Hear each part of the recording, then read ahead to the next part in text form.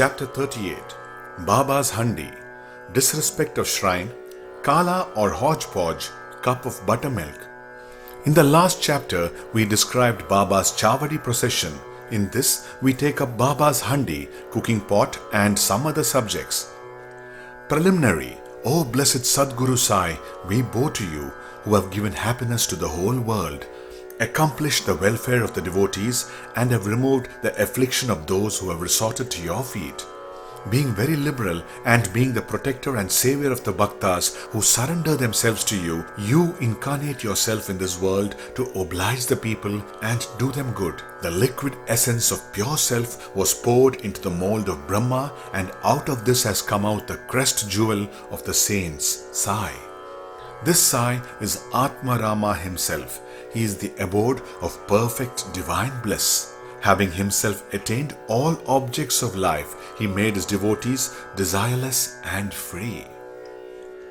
Baba's Handi. Different sadhanas, means of accomplishments, are prescribed in our scriptures for different ages. Tapa, penance, is recommended for Krita age, Jnana, knowledge, for Treta age, Yajna, sacrifice, for Dwapara age, and Dhana, charity, for Kali, the present age. Of all the charities, giving food is the best one. We are much perturbed when we get no food at noon. Other beings feel similarly under similar circumstances. Knowing this, he who gives food to the poor and hungry is the best donor or charitable person. The Taittiriya Upanishad says that food is Brahma. From food all the creatures are born, and having been born by food they live, and having departed into food again they enter. When an Atiti, uninvited guest, comes to our door at noon, it is our bound duty to welcome him by giving him food. Other kinds of charity, this is giving away wealth, property and clothes, etc., requires some discrimination, but in the matter of food, no such consideration is necessary. Let anybody come to our door at noon, he should be served forthwith, and if lame, crippled, blind and diseased paupers come, they should be fed first, and the able-bodied persons and our relations afterwards. The merit of feeding the former is much greater than that of feeding the latter. Other kinds of charities are imperfect without this annadana, giving of food, as stars are without the moon, a necklace without its central medal, a crown without pinnacle, a tank without a lotus, bhajan without love, a married lady without a kumkum mark, singing without a sweet voice, or buttermilk without salt. Just as Varan, pulse soup, excels all other dishes, Annadana is the best of all merits. Now, let us see how Baba prepared food and distributed it. It has been stated before that Baba required very little food for himself, and what little he wanted was obtained by begging from a few houses. But when he took it into his mind to distribute food to all, he made all preparations from beginning to end himself. He depended on nobody and troubled none in this matter. First, he went to the bazaar and bought all the things, corn, flour, spices, etc. for cash. He did also the grinding. In the open courtyard of the masjid, he arranged a big hearth, and after lighting a fire underneath, kept a handi over it with a proper measure of water. There were two kinds of handi, one small and the other big. The former provided food for 50 persons, the latter for 100. Sometimes he cooked meete chawal, sweet rice, and at other times pulava with meat. At times in the boiling varan, the soup, he let in small balls of thick or flat breads of wheat flour. He pounded the spices on a stone slab and put the thin pulverized spices into the cooking pot. He took all the pains to make the dishes very palatable. He prepared ambil by boiling jawari flour in water and mixing it with buttermilk. With the food, he distributed this ambil to all alike. To see whether the food is properly cooked or not, Baba rolled up the sleeve of his kafani and put his bare arm in the boiling cauldron without the least fear, and churned or moved the whole mass from side to side and up and down. There was no mark of burn on his arm nor fear on his face. When the cooking was over, Baba got the pots in the masjid and had them duly consecrated by the Maulvi. First, he sent part of the food as prasad to Malsapati and Tatya Patil, and then he served the remaining contents with his own hands to all the poor and helpless people to all their heart's content. Really blessed and fortunate must be those people who got food prepared by Baba and served by him. Somebody may raise a doubt here and ask, did Baba distribute vegetable and animal food as prasad alike to all his devotees? The answer is plain and simple. Those who were accustomed to take animal food were given food from the handi as prasad, and those who were not so accustomed were not allowed to touch it. He never created in them any wish or desire to indulge in this food. There is a principle well established that when a guru himself gives anything as prasad, the disciple who thinks and doubts whether it is acceptable or otherwise goes to perdition. In order to see how any disciple has imbibed this principle, Baba at times proposed tests. For instance, on an Ekadashi day, he gave some rupees to Dada Kelkar and asked him to go in person to Korhala to get mutton from there. This Dada Kelkar was an orthodox Brahmin and kept all orthodox manners in his life. He knew that offering wealth, grain and clothes etc. to a Sadguru was not enough, but that implicit obedience and prompt compliance with his order was the real dakshina that pleased him most. So Dada Kelkar dressed himself and started for the place. Then Baba called him back and said, "Don't go yourself, but send somebody." Then Dada sent servant Pandu for the purpose. Seeing him starting, Baba asked Dada to call him back and cancel that program. On another occasion, Baba asked Dada just to see how the saltish pulava, the mutton dish, was done. The latter said casually and formally that it was all right. Then Baba said to him, "Neither have you seen it with your eyes, nor tasted it with your tongue.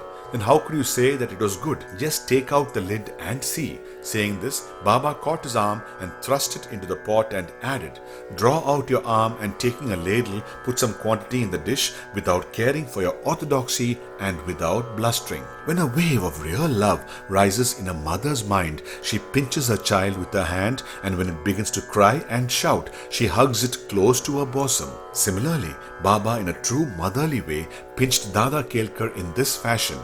Really, no saint or guru will ever force his orthodox disciple to eat forbidden food and defile himself thereby. The handi business went on for some time till 1910 and was stopped thereafter. As stated before, Das Ganu spread the fame of Baba by his kirtans far and wide in the Bombay Presidency, and people from that part of the country began to flock to Shirdi, which became in a few days a place of pilgrimage. The devotees brought with them various articles for presentation and offered various dishes of food as naivedya. The quantity of naivedya offered by them was so much that the fakirs and paupers could feed themselves to their heart's content, leaving some surplus behind.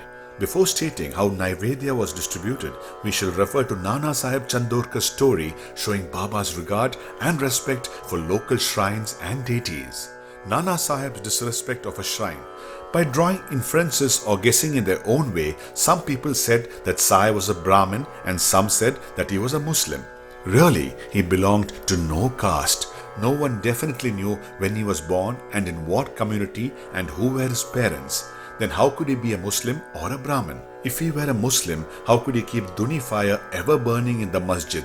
How could there be a Tulsi Vrindavan there? How could he allow the blowing of conches and ringing of bells and the playing of musical instruments? How could he allow all different forms of Hindu worship there? Had he been a Muslim, could he have pierced ears and could he have spent money from his pocket for repairing Hindu temples? On the contrary, he never tolerated the slightest disrespect to Hindu shrines and deities. Once, Nana Sahib Chandorkar came to Shirdi with his sadhu, husband of his sister-in-law, Miss Beaniwale. When they went to the masjid and sat before Baba talking, the latter suddenly got angry with Nana Sahib and said, "You are so long in my company and how do you behave like this?"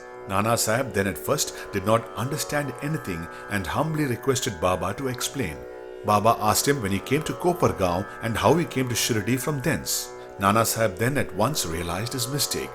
He usually worshipped the shrine of Datta on the banks of the Godavari at Kopargaon on his way to Shirdi, but this time he dissuaded his relation who was a Datta Bhakta from going to that shrine to avoid delay and drove straight. He confessed all this to Baba and told him that while bathing in the Godavari, a big thorn went into his foot and gave him much trouble. Baba said that was the slight punishment he met and warned him to be more careful in future.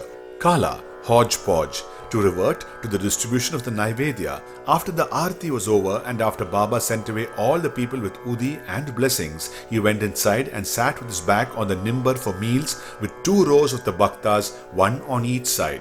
The Bhaktas who brought Naivedya thrust inside their dishes containing a variety of foods such as puris, mande, polis, basundi, sanza, fine rice, etc., and kept waiting outside for prasad consecrated by Baba. All the foods were mixed in a hodgepodge and placed before Baba. He offered it to all gods and consecrated it. Then portions of the same were given to the persons waiting outside, and the rest was served to the inner party with Baba at the center. The bhaktas sitting in 2 rows then dined to their heart's content. Baba asked Shama and Nana Sahib Nimonkar daily to serve the consecrated food to all the persons sitting inside and look at their individual needs and comforts. This they did very carefully and willingly. Every morsel of the food thus partaken gave them nutrition and satisfaction. Such sweet, lovely and consecrated food it was, ever auspicious and ever holy. Cup of buttermilk. Once Hemant Pant had eaten his full in this company when Baba offered him a cup of buttermilk. Its white appearance pleased him, but he was afraid that there was no space inside for it. He, however, took a sip which proved very tasty. Seeing his faltering attitude, Baba said, "Drink it all. You won't get any such opportunity hereafter." He drank it off then, but found that Baba's words were prophetic, for he passed away soon. Now readers, we have to certainly thank Hemant Pant. He drank the cup of buttermilk but has supplied us with sufficient quantity of nectar in the form of Baba's Leelas. Let us drink cups and cups of this nectar and be satisfied and happy. Bo to Sri Sai. Peace be to all.